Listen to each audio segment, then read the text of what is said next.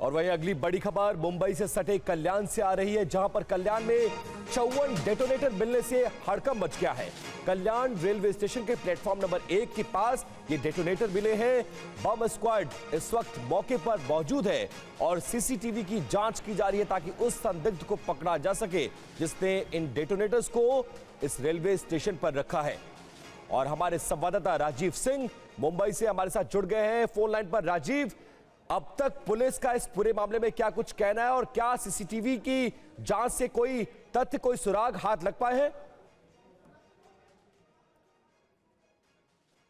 और इस बड़ी खबर पर आगे भी हम आपको अपडेट देंगे। और इस वक्त लखनऊ का हमें रुख करना होगा। समाजवादी पार्टी और कांग्रेस की एक साझा प्रेस कॉन्फ्रेंस इस वक्त हो रही है, सुनते हैं।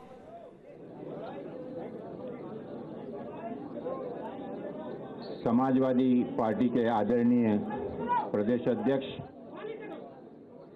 आदरणीय नरेश उत्तम पटेल जी, उत्तर प्रदेश कांग्रेस कमेटी के सम्मानीय अध्यक्ष आदरणीय अजय राय जी, समाजवादी पार्टी के आदरणीय राष्ट्रीय सचिव आदरणीय राजेंद्र चौधरी जी, उपस्थित यहाँ मीडिया के हमारे सभी पत्रकार साथियों, लोकतंत्र को बचाने के लिए एवं इस देश के संविधान का सम्मान सुरक्षित रखने के लिए देश की सभी जिम्मेदार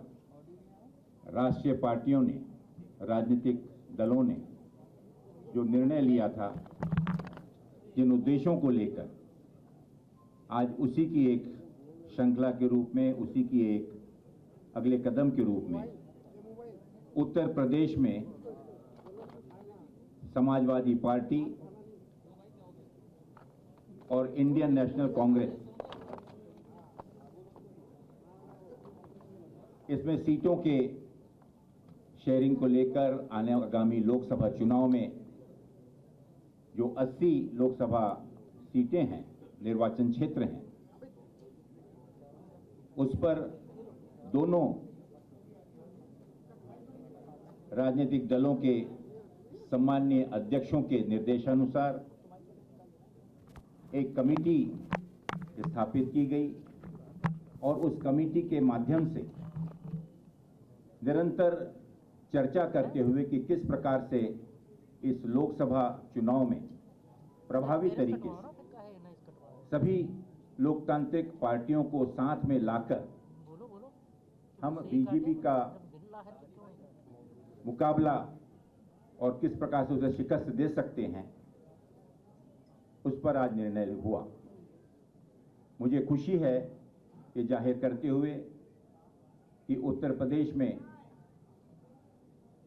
आपसी समन्वय से, चर्चा से यह निर्णय लिया गया है कि भारतीय राष्ट्रीय कांग्रेस यहां पर उत्तर प्रदेश में 17 सीटों पर चुनाव लड़ेगी और इस गठबंधन के तहत अन्य जो बची हुई 63 सीटें, इन पर इंडिया गठबंधन के जो भी उम्मीदवार समाजवादी पार्टी के, अन्य दलों के भी जो कि इसमें समावित होकर इस गठबंधन में शामिल होंगे, उनका हम सब में डटकर मुकाबला करेंगे और भारतीय जनता पार्टी को शिकस्त देंगे। मैं राष्ट्रीय कांग्रेस के हमारे सम्मानीय अध्यक्ष आदरणीय मल्लिकार्जुन खड़गे जी का, समाजवादी पार्टी के हमारे सम्मानीय अध्यक्ष आदरणीय अखिलेश यादव जी का इसके लिए विशेष आभार मानता हूं कि दोनों आदरणीय नेताओं ने पूर्ण विश्वास के साथ और आने वाली उत्तर प्रदेश की राजनीति को मद्देनजर रखते हुए एक दूरगामी लक्ष्य को सामने रखकर इस गठबंधन को अपनी मान्यता दी और साथ ही हमारे उन सभी कमेटी के सदस्यों का मैं विशेष रूप से आभार मानना चाहूंगा। और विशेष रूप से मैं हमारे उदयवीर जी का, संगठन के हमारे आदरणीय प्रोफेसर राम गोपाल जी का, कमेटी के अन्य सदस्यों का भी विशेष आभार व्यक्त करता हूं कि बहुत ही सौजन्यता से, सकारात्मक रूप से जितनी भी चर्चाएं हुई, काफ़ी गहन चर्चाएं जो हुई, उसके बाद ये निर्णय लिया गया। और मैं पूरा विश्वास है कि इतनी मशक्क़त के बाद जिस निर्णय पर आज हम पहुंचे हैं, आगामी लोकसभा चुनाव में हम मिलकर एकजुट होकर मजबूती के साथ भारतीय जनता पार्टी को मुकाबला ही नहीं करेंगे, बल्कि उनको अच्छी टक्कर देकर उनकी शिकस्त करेंगे। बहुत बहुत धन्यवाद। मैं निवेदन करना चाहूँगा आदरणीय हमारे राष्ट्रीय सचिव राजेंद्र चौधरी जी से कि वे कृपा करके एक मिनट इसके बाद कर देते हैं, आखिर में कर देते हैं। इसके बाद में दोनों हमारे सम्मानीय अध्यक्ष बोल लें और उसके बाद में